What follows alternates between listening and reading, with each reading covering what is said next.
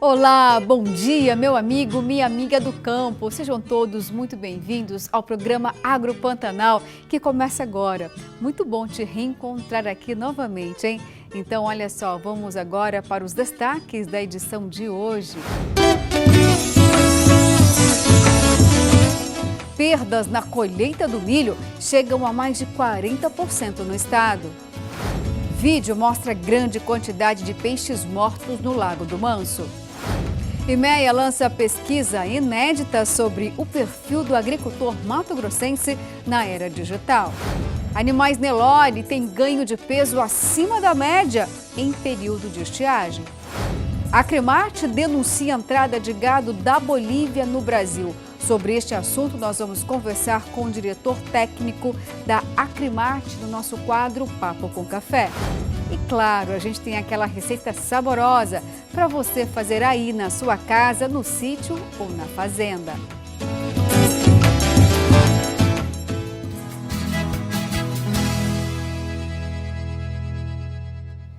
A gente começa a edição do Agro Pantanal deste domingo falando da quebra na produtividade do milho segunda safra em Sorriso, no norte de Mato Grosso.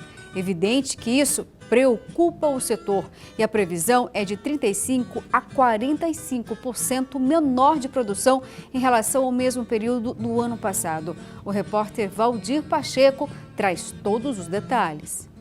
A colheita do milho segunda safra aqui em Sorriso, na capital nacional do agronegócio, no médio norte de Mato Grosso, está em torno de 25% a 30%. Mas a preocupação do setor é com a quebra da produtividade, que está muito alta nesta safra. Eu converso agora com o presidente do Sindicato Rural, Silvano Felipeto. Felipeto, já tem uma estimativa mais ou menos desta quebra de safra aí? Sim, Pacheco, estamos realmente muito preocupados. Vínhamos falando, acreditávamos numa quebra de 15% a 20% antes do início da colheita. Porém, quando colocamos as máquinas no campo, aí, começamos a colher os primeiros talhões, inclusive em áreas irrigadas, pivô central, o pessoal começou a nos relatar aí uma preocupação grande devido às quebras, que mesmo sendo áreas irrigadas, que a gente achava que não iria ter quebra, tinha quebra. Quando colocamos as coletadeiras nas áreas normais, fora de pivô, aí, a quebra está chegando entre 30% e 40% em comparação ao ano passado. Então, ano passado, tem talhões que nós colhíamos 150, 140, esse ano estamos colhendo 100 sacas por hectare. Então, a quebra é muito grande. Todo ano, nesse período de colheita do milho, o risco de incêndio é muito grande porque a máquina pode soltar uma fagulha na palhada, isso aí causar um dano irreparável na lavoura. E neste ano, o Sindicato Rural tem uma novidade para orientar os produtores com uma nova tecnologia que está sendo apresentada. Que tecnologia é essa, Felipeto? Bem, há uns 2 anos atrás, a AproSoja conseguiu essa bola extintora. Esse é o nome desse equipamento aqui. A bola extintora, a AproSoja buscou, trouxe para nós tínhamos aqui, e esse ano eu vi uns vídeos, acabei ligando para o rapaz que fabrica isso aqui lá em São Paulo, que importa isso, na verdade, e ele trouxe essa tecnologia dos Estados Unidos aí, e que acaba ajudando lá na colheitadeira. Então isso aqui é uma bola extintora, no momento do incêndio na máquina, ela explode e apaga o incêndio momentaneamente, no princípio dele, em cima da colheitadeira. Deixar bem claro que isso aqui é somente para a máquina, não é para a palhada, tá?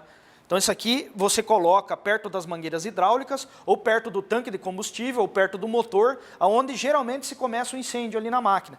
Quando pega as chamas aqui acima de 85 graus com chama, isso é importante falar, ela explode, tem o produto ABC, que eles falam dentro dela, e apaga o incêndio na hora. E mesmo porque o produtor também já está orientado, no momento da colheita, devido ao alto risco com a palhada, ele já tem os caminhões tanque ali com jato d'água também para combater, ajuda também, Sim, esses jatos d'água, esses tanques de água que você fala, e também tem grades que tem ali, é para palhada, Então esse é para segurar o fogo na palhada. Essa aqui é específico para você deixar na máquina. Nós temos outro produto que eu já estou indo atrás também, talvez o ano que vem a gente já consiga trazer. É um produto importado que o mesmo fabricante dessa bola aqui está conseguindo para mim devido ao que eu pedi para ele. Eu estou mostrando para ele, explicando para ele como é que funciona o incêndio lá na lavoura, lá na palhada. Ele vai trazer um tal de retardante de fogo para nós. O que é o retardante? Quando pegou fogo, você joga esse produto na água do tanque que está lá na lavoura, o fogo está indo aqui na palhada, você joga o retardante na frente, na palhada. Quando o fogo chegar nessa palhada, ele para, ele não incendeia mais aquela palhada que você aplicou esse retardante. Então é muito interessante, eu acho que vai ser muito bom para nós também. É mais uma ferramenta que vamos ter, mas é para o ano que vem. Esse ano ainda não conseguimos. Ok, Felipeto, mais uma vez, obrigado aí pela sua participação. Obrigado, Sindicato Rural sempre disponível aí para qualquer questionamento. Obrigado. Acabei de conversar com Silvano Felipeto, presidente do Sindicato Rural aqui de Sorriso, a capital nacional do agronegócio. Valdir Pacheco para o Agro Pantanal. Boa sorte, então, aos produtores lá de Sorriso. Sempre é muito preocupante falar em perdas tão elevadas, aí da ordem de 40%. Tomara que o cenário seja mais promissor ainda nos próximos dias.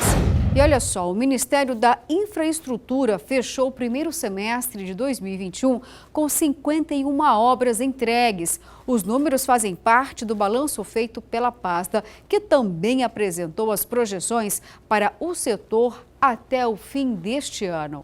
Rodovias, ferrovias, portos e aeroportos. Foram mais de 3 bilhões de reais investidos em obras novas e antigas que estavam paradas. Entre as principais estão a conclusão da ponte sobre o rio Parnaíba, entre o Piauí e o Maranhão, na BR-235, obra feita integralmente nesta gestão, com investimentos de 30 milhões de reais.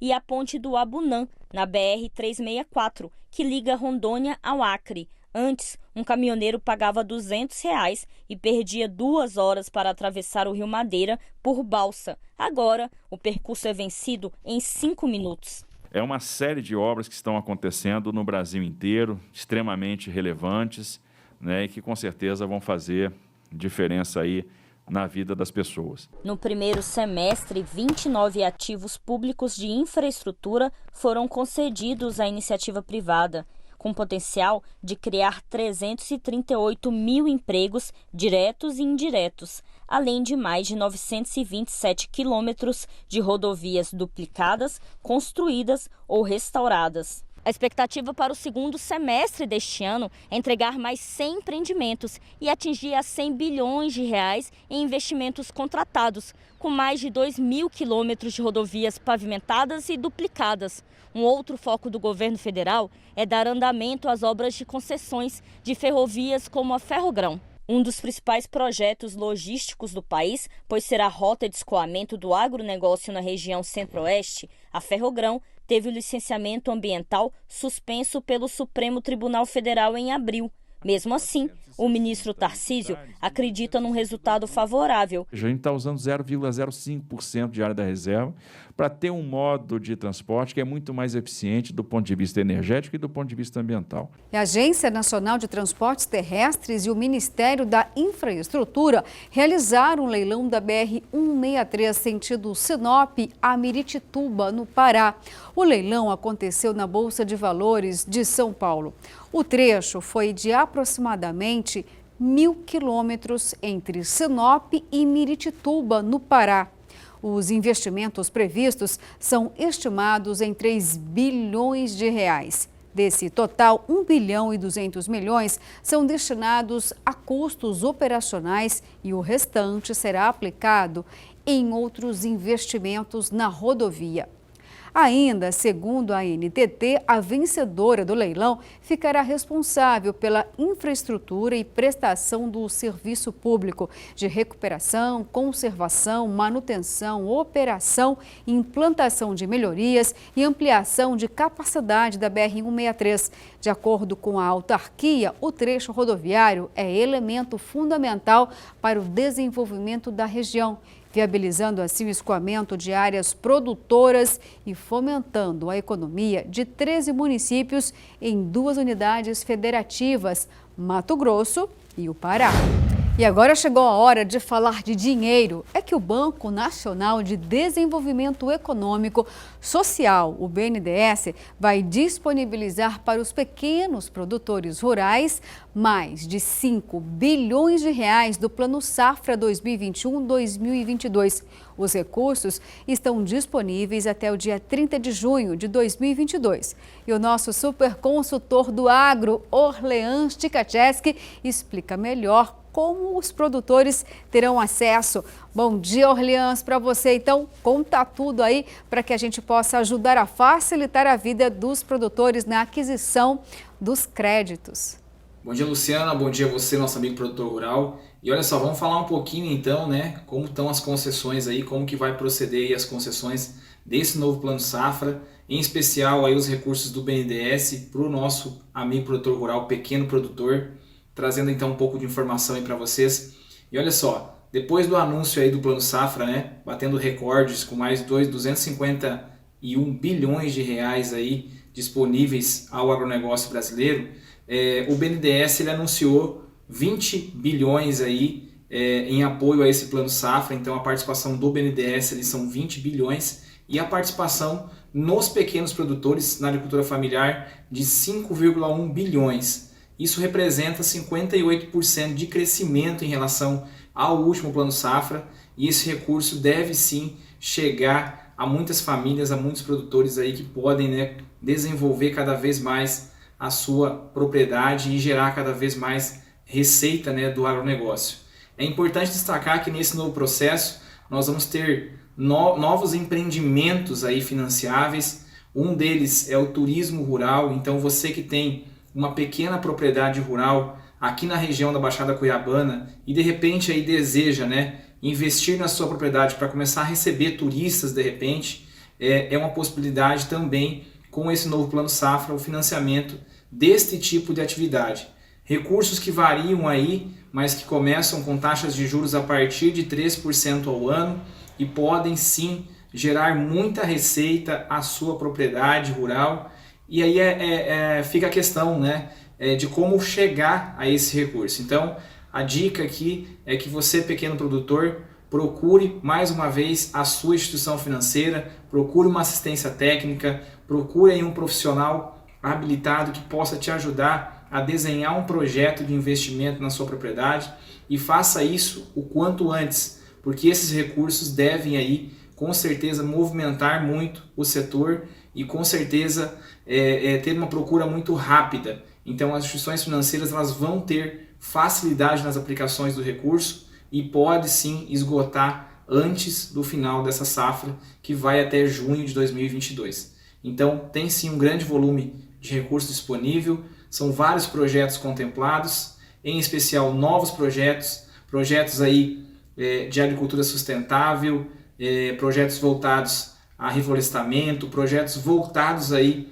à sustentabilidade dos negócios, do agronegócio e da parte ambiental. Então, essa é a dica de hoje aí ao nosso amigo produtor rural. Olha só, agora o Agro Pantanal vai para um rápido comercial, viu? Mas a gente volta já já falando sobre o ganho de peso de animais Nelore, mesmo durante o período de estiagem.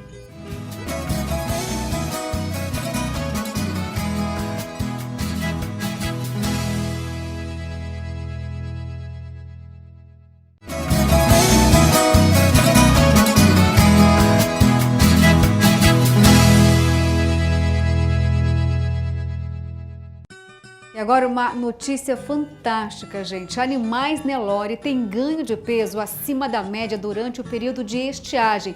Vamos entender então esse assunto conversando via internet com o diretor executivo da Nelore. Eu vou conversar agora com o André Zambrin, que vai explicar pra gente. André, qual foi o desempenho desse rebanho Nelore? É fruto de pesquisa? Explica pra gente como é possível fazer, né, a identificação desse ganho de peso que parece que foi muito expressivo mesmo durante um período de estiagem. Bom dia para você. Bom dia, Luciana. Prazer estar aqui contigo, com os telespectadores. Esse trabalho é um trabalho que nós estamos desenvolvendo, a Associação dos Criadores de Nelore, em parceria com o FMT, Núcleo de Sinop. e também com a iniciativa privada. A Cargill nos auxiliou muito nesse projeto, uma parceria muito boa, né? Então, o objetivo nosso era nós encontrarmos um protocolo nutricional que possibilitasse aos criadores da Baixada Cuiabana, e a gente é da Associação de Nelore, mas convém salientar que 90% do nosso rebanho no estado tem sangue Nelore. Então, tudo que você fizer para melhorar a raça Nelore, consequentemente, você tem um aumento de ganho também no rebanho estadual.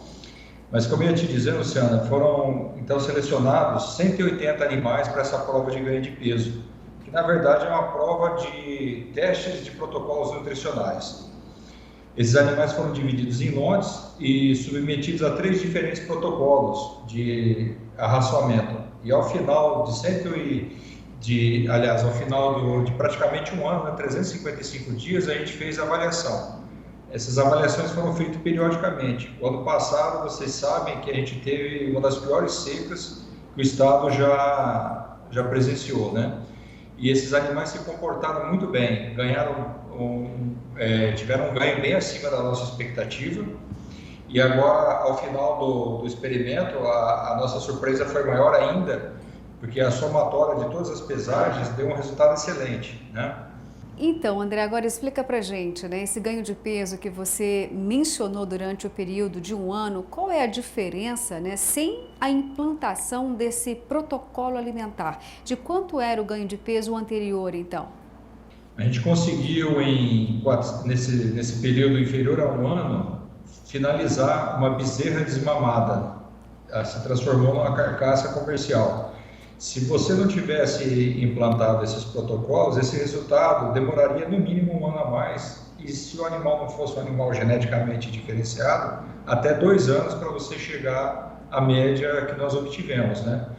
Então essa que foi a grande surpresa, entre aspas, do nosso projeto, né? Essa antecipação de receita que o criador pode ter, utilizando uma raça totalmente adaptada às condições nossas de cerrado e clima quente. E o mais importante, Luciano, isso aí que nós estamos falando foi suplementação a pasto, não foi confinado. André, é muito interessante isso que você disse para a gente, porque se traduz em mais lucratividade ao pecuarista, menos custo, e também a gente pode entender que o abate, então, também fica precoce, né? Um abate antecipado diante desse ganho de peso extraordinário. Sim, e você tocou num ponto muito importante, que é a parte do abate. Esses animais a gente fez o abate técnico, né? Então foi mensurado o rendimento de carcaça, foram coletadas amostras de carne que vão ser no dia 22, até te convido, quando a gente estiver soltando os resultados para você estar conosco aqui. Dia 22 o professor Ângelo da IBIF vai apresentar os resultados de marmoreio, de maciez, de espessura de gordura, todas as componentes organolépticos da carne vão ser apresentados. Mas assim, eu já posso te adiantar que o que a gente viu visualmente foi muito bom. Os animais estavam realmente bem acabados, tanto que eles foram abatidos no frigorífico, no Marfrig, a planta de Várzea Grande, e eles têm uma classificação de carne para carnes nobres. Praticamente todos os animais foram destinados para uma linha mais nobre que eles têm, que é a linha base, né? Então é gratificante. E a dentição desses animais, em média, Luciano, eles morreram, né, foram abatidos antes dos 24 meses. Teve animais lá com 20 meses que já atingiram a média de 15 arrobas. E para uma raça considerada a pasto, né, uma raça que existe ainda muito a tendência a se querer acelerar em cima das raças europeias, uma raça zebuína com esse desempenho no Brasil central é espetacular. André, é interessante porque o Nelore, né, é a raça pai e mãe dos rebanhos em todo o país, detém aí de 80% de Nelore.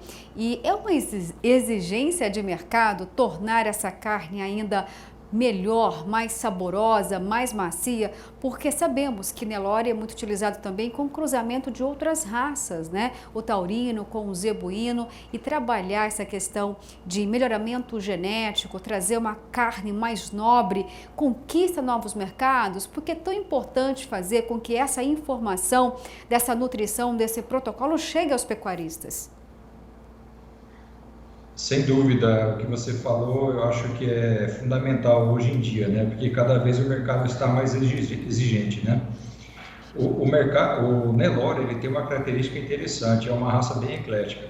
Ele tanto pode ser selecionado para a produção de carnes magras de alta qualidade, né?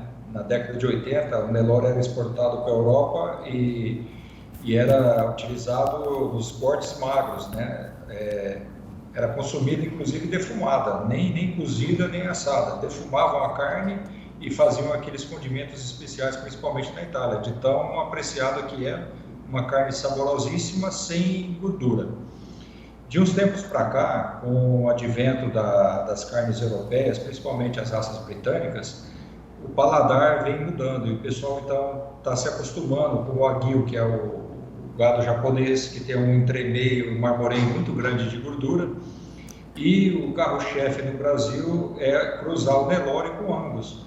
Até uma ressalva que eu sempre faço, né? A gente vê muito animal na gôndola escrito Angus, Angus, Angus, mas na verdade são animais com meio sangue, 3/4. Raramente a gente vê animais puros Angus abatidos, todos têm sangue Nelore.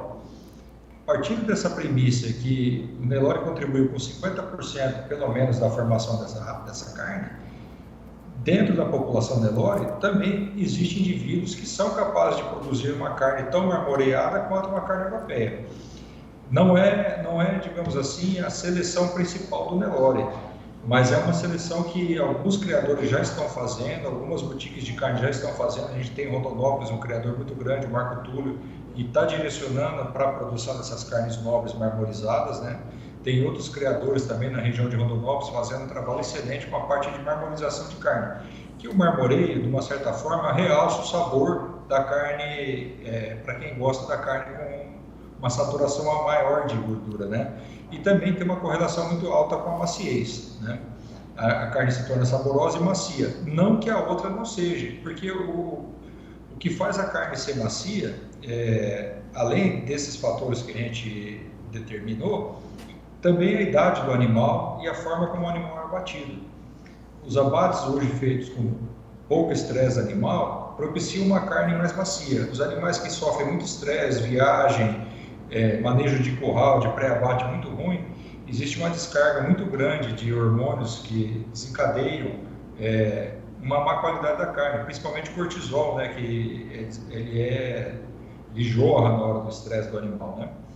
Então, tudo isso é uma soma de fatores, Luciana. Um animal tem uma genética boa, ele é feito uma boa cria e recria, depois vai para o sistema de engorda, onde favorece o bem-estar animal. Um animal recriado e engordado a pasto, o bem-estar dele é completamente diferente de um animal que é sujeitado a imposto a ele o confinamento, né? Que sai do seu habitat natural.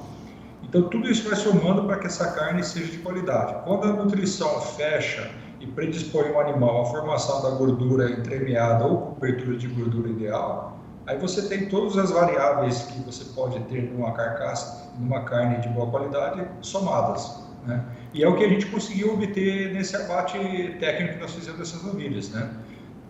Um desenvolvimento tranquilo desses animais, sem estresse. Os animais, depois a gente vai ter a oportunidade de passar para você alguns filmes e fotos da nossa fazenda experimental, como que era o manejo e o resultado final das carcaças já nas gôndolas do frigorífico para serem desossadas.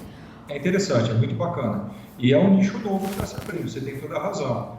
E o Nelore, como raça-mãe e predominante no país, não pode ficar fora. Já tem muito criador já focando nesse nicho novo de mercado que se abre para o Nelore também. Olha, André, só de você falar aqui na superioridade, né, da carne hoje produzida aqui, meio sangue Nelore, com outras raças, vou confessar, tá me dando fome já, viu?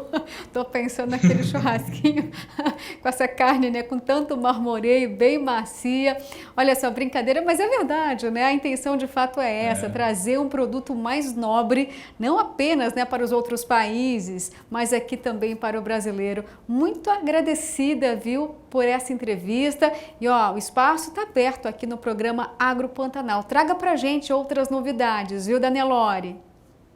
Não, vai ser um prazer, Luciana. E agora que falamos tanto de carne, temos que comer um churrasquinho agora no domingo, né? Ah, eu concordo. Gosta de churrasco e carne boa, né? Concordo com você plenamente, viu? Tem que ter um churrasquinho. Ainda mais que o preço está lá em cima, viu? O churrasco está cada vez mais raro. Mas, obrigada mesmo pela participação. O espaço está aberto. Tem muita coisa ainda para a gente falar, viu? Sobre esse rebanho maravilhoso. Essa raça maravilhosa. Luciana. Nosso espaço aqui na Associação do Nelore também é aberto a vocês e a todos os que estão nos ouvindo. É um espaço democrático e que o objetivo é fazer o rebanho crescer e melhorar cada vez mais a raça Nelore. Tá ok? Tá certo, querido. Obrigada. Bom domingo, viu? E olha só, agora a gente vai para o nosso quadro Mito ou Verdade. É isso aí, viu? Vamos ver então qual é a dúvida de hoje. Dessa vez a gente tem aqui: comer abacaxi após as refeições ajuda a emagrecer? Será? Tô querendo saber, viu, essa resposta. Mas é daqui a pouquinho e eu quero que você pense em casa, viu? Será que é verdade ou não? Mas enquanto a gente não traz aqui a resposta do mito ou verdade, chegou aquela hora de você pegar a caneta e papel na mão para anotar aí os cursos do sistema Famato e Senar. Você não vai querer perder, hein?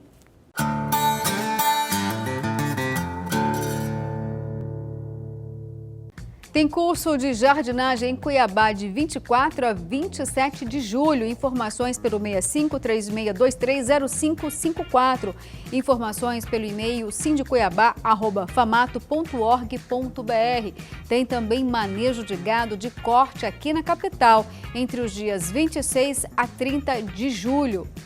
Tem capacitação também de aplicação de agrotóxicos utilizando pulverizador tratorizado aqui na capital entre os dias 2 a 8 de agosto. Informações também pelo sindicuiabá@famato.org.br.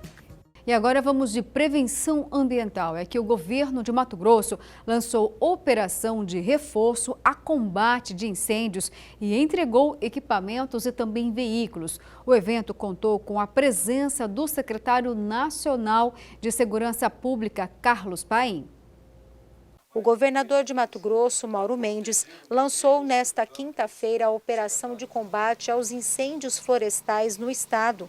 As ações foram reforçadas com o reaparelhamento das equipes, que vão atuar diretamente no enfrentamento às chamas. O planejamento global do governo do estado de Mato Grosso neste ano para o investimento tanto no combate às queimadas e ao desmatamento ilegal, que são duas ações conjuntas que foram startadas desde o início do ano, tem um orçamento liberado de 73 milhões de reais para aquisição de equipamentos, para compra de insumos, para diárias, para toda a logística que nós temos que mobilizar para que essas ações aconteçam. O período proibitivo do uso do fogo começou em Mato Grosso e vai até o dia 30 de outubro. Fica proibida a utilização de fogo em limpezas de pastagens nas áreas rurais. Já nas áreas urbanas, o impedimento é o ano todo.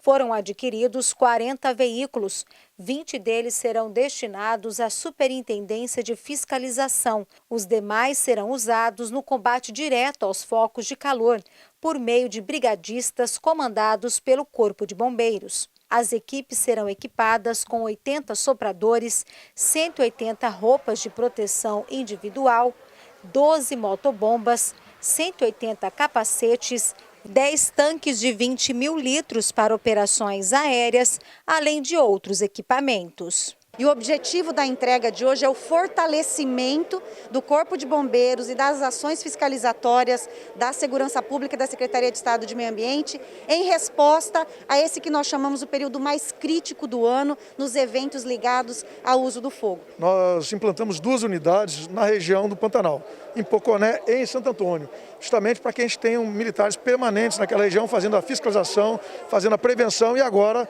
na fase de reativa de combate. E a presença da Força de Segurança, dos bombeiros, Polícia Militar, profissionais da SEMA, especialmente na região das florestas, vai demonstrar a presença do Estado que nunca teve. O lançamento da operação teve a presença do secretário nacional de Segurança Pública, Carlos Paim, que veio para conhecer as ações do governo de Mato Grosso. estar aqui, conhecer a realidade, entender como o Estado do Mato Grosso está se posicionando para o enfrentamento dessa ação que afeta os nossos biomas, faz parte, é importante para pensarmos políticas, programas estruturantes nessa área. Todo o esforço das autoridades públicas é mais do que bem-vindo para conter incêndios em toda a região, né? A gente sabe que aqui na área urbana é proibido atear fogo durante todo o ano, mas infelizmente nesse período de estiagem que já começou, é preciso combater os focos de incêndio, aliás, impedir que eles aconteçam.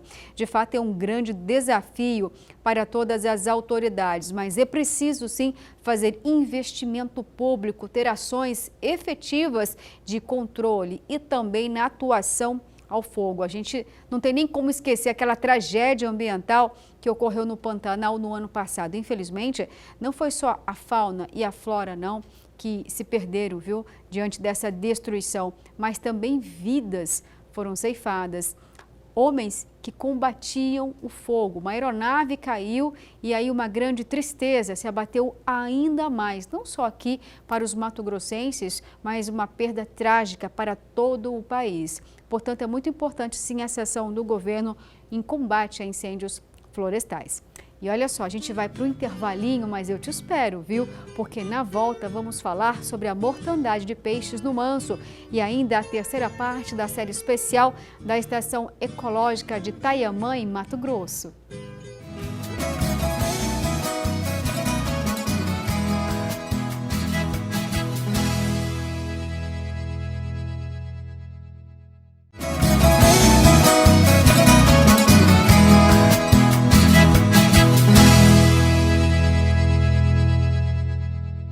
E o Instituto Mato Grossense de Economia Agropecuária, o IMEA, lançou uma pesquisa inédita mostrando o perfil do agricultor mato-grossense na era digital.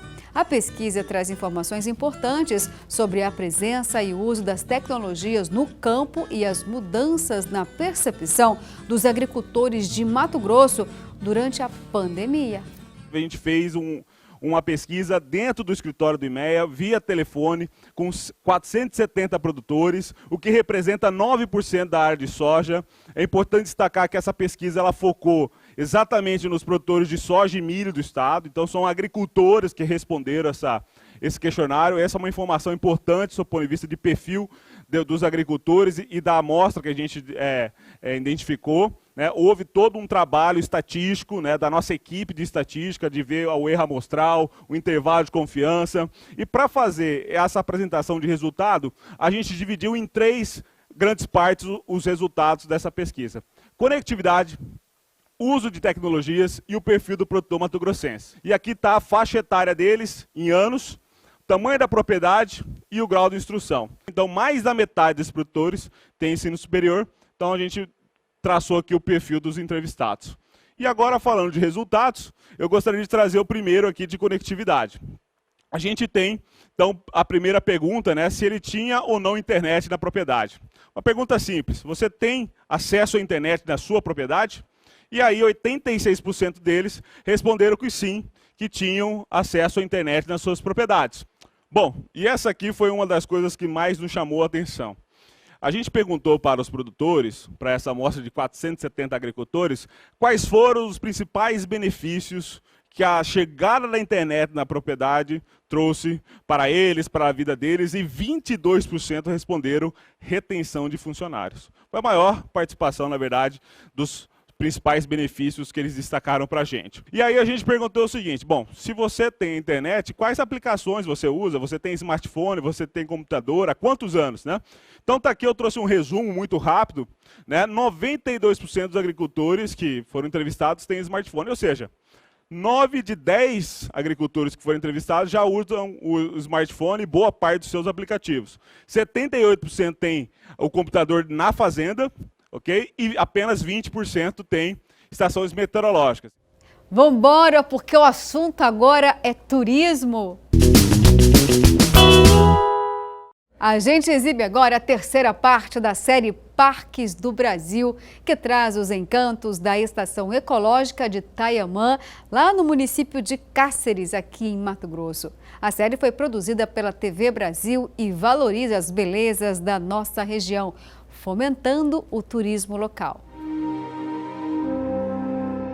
No Pantanal, cada onça precisa de uma área de no mínimo 35 quilômetros quadrados para viver.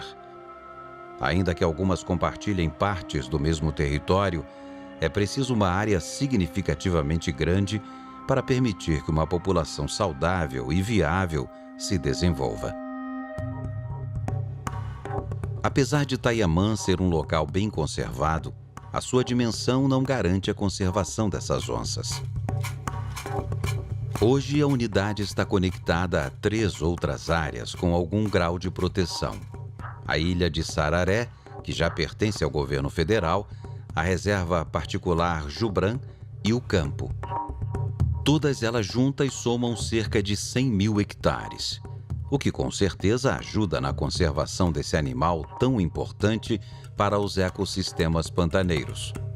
Mas o ideal seria não só ampliar a estação, anexando a ilha de Sararé e o campo, como criar um grande corredor ecológico protegido, conectando Tayamã ao Parque Nacional do Pantanal.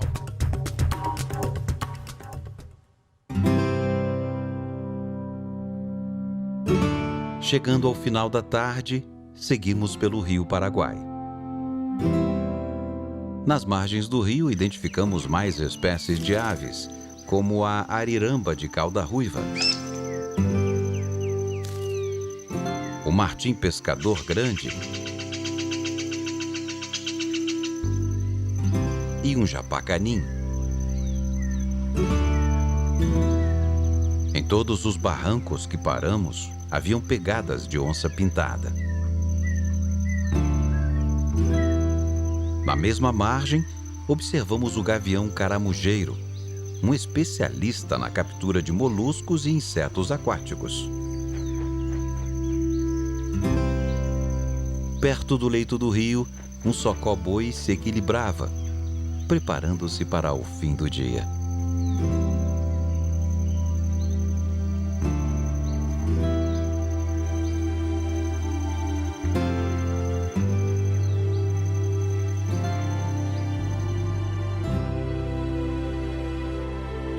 Na manhã seguinte, descemos mais uma vez o Paraguai e seguimos para uma região mais distante.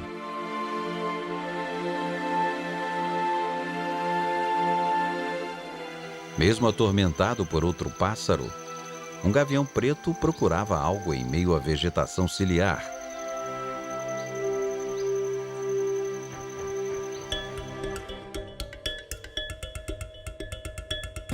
Chegamos às imediações da ilha de Sararé e entramos numa lagoa de águas quase paradas.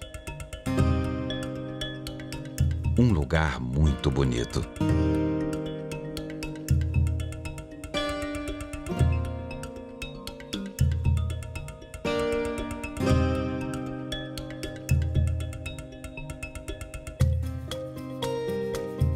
Nos vastos campos alagados, observamos diversas trilhas criadas pelos bichos.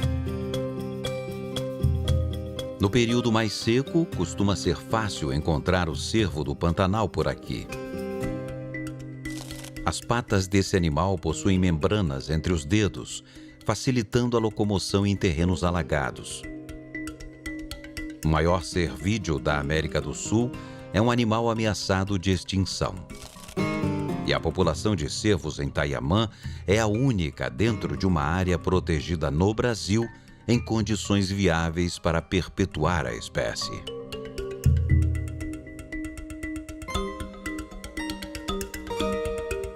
Voltando de Sararé, entramos pelo Rio Bracinho. Nesse trecho, encontramos um dos maiores abobrais da região.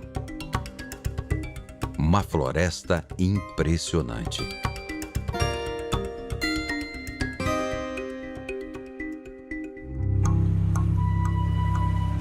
Depois subimos um rio de águas escuras. e ficamos deslumbrados com o encontro do Paraguai com o Rio Formoso.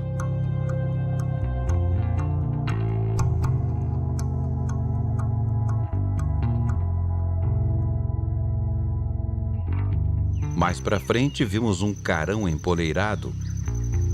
Esta ave se alimenta de moluscos, rãs e insetos que captura na beira do rio. Voltando ao final do dia, nos deparamos com uma onça pintada fêmea. No início, ela parecia um pouco receosa e ficou escondida no meio da vegetação. Mas logo se acostumou com a gente e caminhou pela margem do rio.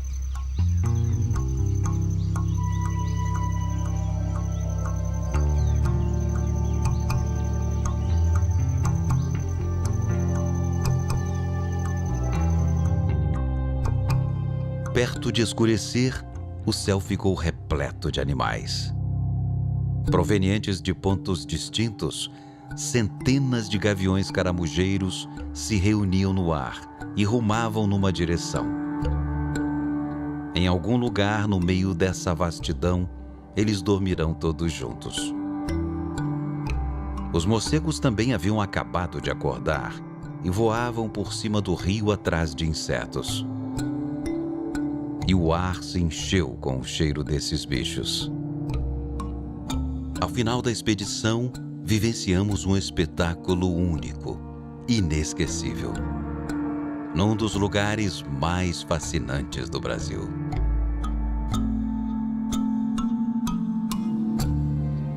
Essa série é simplesmente fantástica. A gente viaja junto, né, por essa natureza exuberante, maravilhosa que Deus nos deu. E olha, pertinho da gente, aqui em Cárceres, em Mato Grosso. Vamos continuar então preservando essas maravilhas para que a gente possa usufruir cada vez mais de encantos da natureza. E agora, mudando um pouquinho de assunto, mas bem triste, viu? Ainda falando de meio ambiente, a gente vai agora lá para Manso, porque pescadores registraram um vídeo, uma grande quantidade de peixes mortos lá no Lago do Manso, a 90 quilômetros de Cuiabá. No registro, os trabalhadores da região estimam uma quantidade de 40 toneladas de peixes mortos no local. Empresários que atuam no Manso afirmam que a água pode estar contaminada. No vídeo é possível ainda observar uma grande rede de pesca lotada de peixes mortos. Além da rede, os pescadores também utilizam um barco para conseguir recolher a grande quantidade de animais mortos. Em nota, a Secretaria de Meio Ambiente de Mato Grosso informa que vai verificar a ocorrência.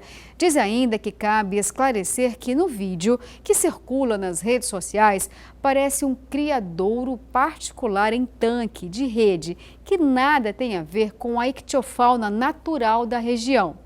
Outra observação é que o fenômeno aparenta ser ocasionado por desestratificação térmica, que significa a falta de oxigênio na superfície por troca térmica da superfície com a água mais profunda. Ou seja, essa situação ainda vai ser investigada pela Secretaria de Meio Ambiente. Estou até torcendo aqui para que de fato possa ser uma condição climática, né? Melhor do que uma depredação, uma violência sem tamanho dessa lá no Lago de Manso.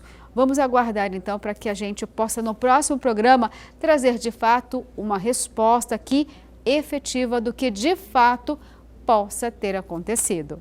E olha só, vamos para um rápido intervalo, mas daqui a pouquinho voltamos com mais Agro Pantanal para você. E eu fico aqui te esperando.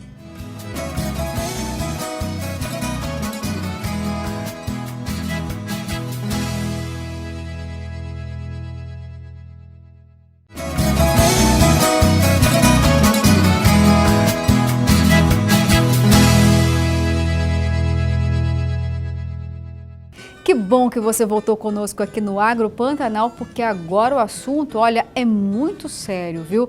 A Associação dos Criadores de Mato Grosso, a Acrimate, solicitou ao Ministério da Agricultura, Pecuária e Abastecimento e também ao Instituto de Defesa Agropecuária do Estado de Mato Grosso e ao Grupo Especial de Fronteira, o GEFRON, a apuração sobre a suspeita de entrada irregular de gado da Bolívia em Mato Grosso. Até uma força-tarefa foi criada para a fiscalização de todo o trecho.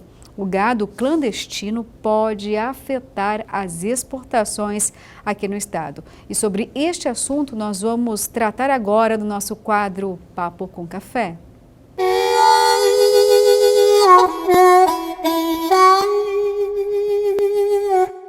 E para falar sobre este assunto, eu converso agora com o diretor técnico da Acrimate, Francisco Manzi. Francisco, seja muito bem-vindo novamente aqui ao programa Agro Pantanal.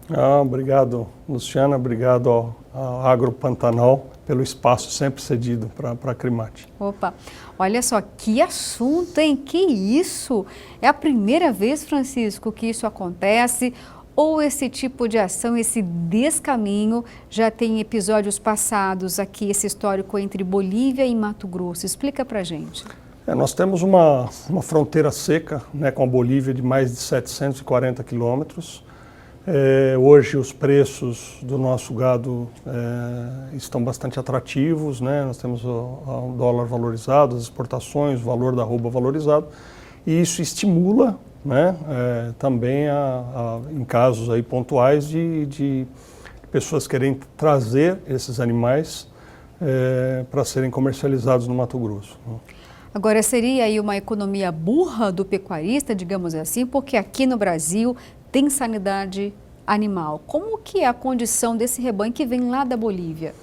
Então, o nosso rebanho, vamos falar do nosso rebanho primeiro, que eu acho que é mais importante. Nós temos aí 31 milhões de cabeças, é o maior rebanho do Brasil. Se nós fôssemos um país, Luciana, nós seríamos o 9º maior país, o 9º maior rebanho do mundo.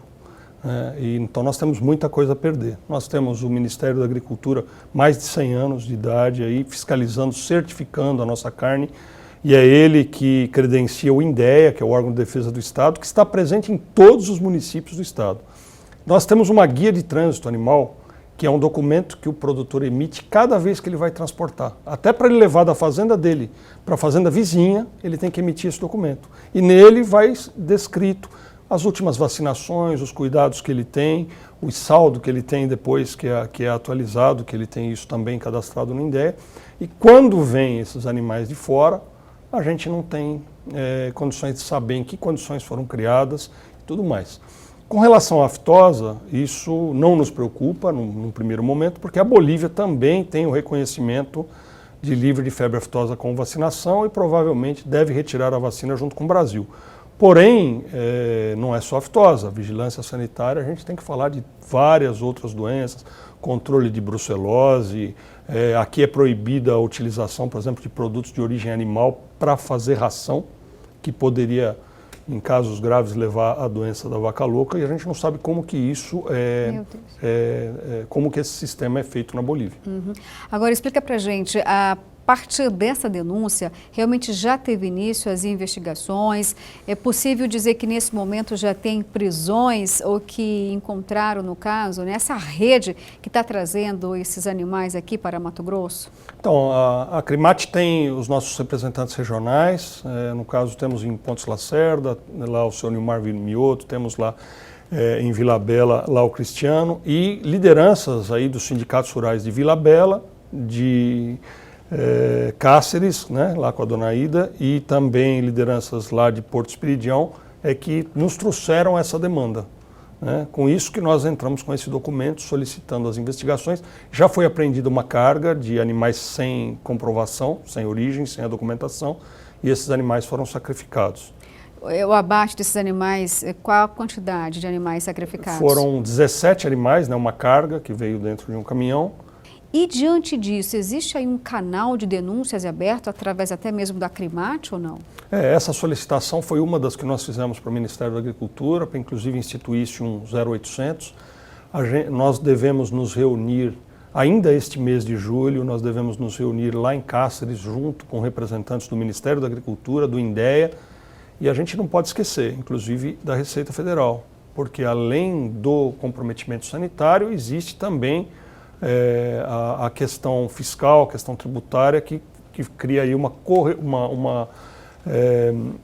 concorrência desleal com os produtores que seguem todos os protocolos, todas as normas, e depois concorrer com esse tipo de gado. Bom, então tem que ser uma força-tarefa mesmo das autoridades, né, para desarticular essa ação criminosa. Certamente. Francisco, muito obrigada, viu, pela sua participação aqui no programa Agropantanal, e aqui a porteira está sempre aberta, viu, para a Acrimate. Muito obrigado, Luciana, e a gente convoca também a todos os produtores, sobretudo dessas regiões, que denunciem, que entrem em contato com o INDEA, com o Ministério da Agricultura, com a própria Acrimate, para que a gente possa coibir esse tipo de atividade que é tão prejudicial tanto para o nosso controle sanitário quanto para as receitas do nosso estado. Com certeza, fica dado aí esse reforço, viu? Eu tenho certeza que o pecuarista que souber vai ajudar nessas investigações, vai fazer a denúncia, porque como a gente já falou aqui muitas vezes, né? Falamos até da raça Nelore, de um trabalho muito interessante, viu? De um ganho de peso recorde aí, mesmo em período de estiagem, com um protocolo alimentar especial. Então, ou seja, eu quero dizer com isso que o pecuarista é muito trabalhador, né? Ele está preocupado com a sua produção, com o melhoramento genético, implementar aqui a receita da sua fazenda e também do Brasil, porque o agro está sustentando esse país. É isso mesmo, Luciana. E só para encerrar, a pecuária ela está presente nos 141 municípios de Mato Grosso. Se não é o negócio mais rentável, é o negócio de Mato Grosso. E ele tem que ser defendido por todos. Tá certo, muito bem protegido, viu? Obrigada. E olha só, vamos agora para aquela receita super tentadora para você fazer aí na sua cozinha, na sua casa ou então na fazenda. Vamos aos sabores do Cerrado.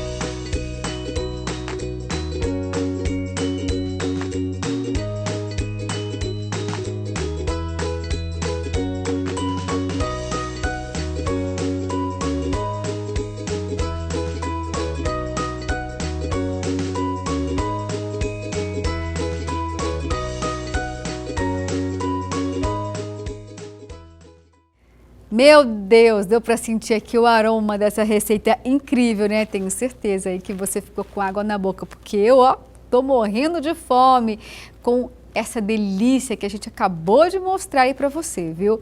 E falando em delícia, tá na hora da gente mostrar a resposta do nosso quadro Mito ou Verdade. Já esqueceu? Duvida, hein? Mas, vou relembrar. Vamos ver então qual era a pergunta desse domingão. Mito ou verdade? Comer abacaxi após as refeições ajuda a emagrecer? É mito! Você queria que fosse verdade, né? Eu confesso que eu também, viu? Mas tem uma explicação por conta do fato de que muita gente acredita que isso pode ser verdade. É que o abacaxi, ele auxilia no processo digestivo devido à presença da enzima bromelina. Mas olha, não auxilia no processo de emagrecimento não. Mas continue assim mesmo, né? Consumindo essa fruta maravilhosa, sem exageros. Olha, aí o programa Agropantanal deste domingo fica por aqui. Passou rápido, né? Muito obrigada, viu, pela sua audiência. E domingo que vem tem muito mais Agropantanal para você. E eu fico aqui te esperando.